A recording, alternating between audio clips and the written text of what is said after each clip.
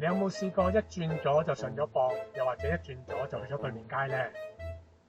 我係 Asia Driving 倫敦嘅其中一位教車師傅，我叫 Eddie。今集英國學車小教室就會同大家講下點樣由大路左轉入小路啦，同埋由小路左轉入大路需要留意嘅嘢嘅。我哋預備出發。大路左轉入小路其實流程上不外乎都係 MSBSL 幾個步驟。例如我諗住喺左邊嘅路口進行左轉，我哋望中鏡、左鏡，打左指揮燈。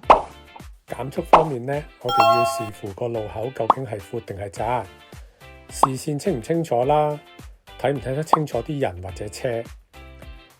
對於呢個路口為例，我會覺得大概10至15就會係一個理想嘅速度。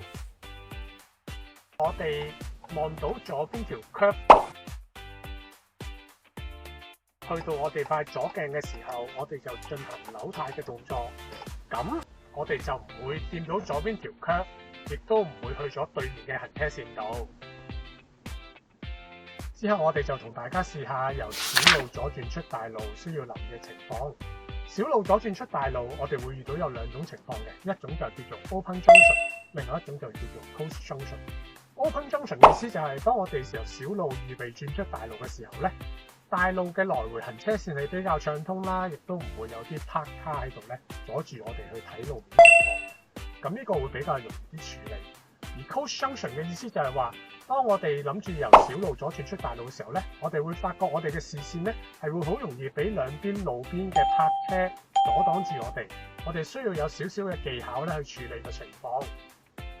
新手最常遇到嘅問題就係不外乎速度太快啦，去到個路口度比較急嘅停車，又或者佢哋淨係掛住望右邊嘅路面情況，冇留意左邊嘅對面行車線嘅交通。另外就係話佢哋會有機會太早扭軚啦，我哋嘅左尾轆嘅時候咧，會好容易就轉彎嘅過程上面咧困咗去個路膊上面。至於點樣可以處理好咧，我哋而家即刻嚟示範一下。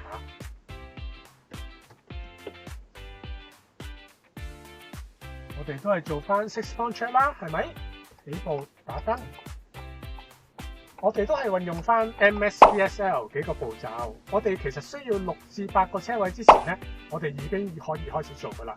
我哋預備啦，望鏡啦，中鏡、左鏡，打左燈，係咪？調整好 position， 調整好速度。我哋可以 plan to stop but look to go。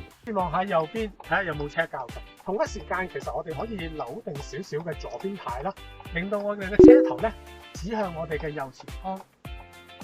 咁我哋出嘅時候咧就會方便啲啦。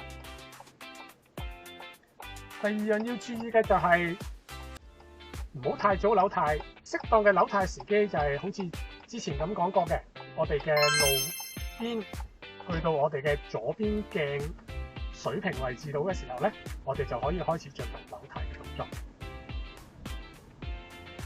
面對 closed junction 嘅處理手法亦都係差唔多，大約6至8個車位，我哋就可以進行 MSBSL 幾個步驟。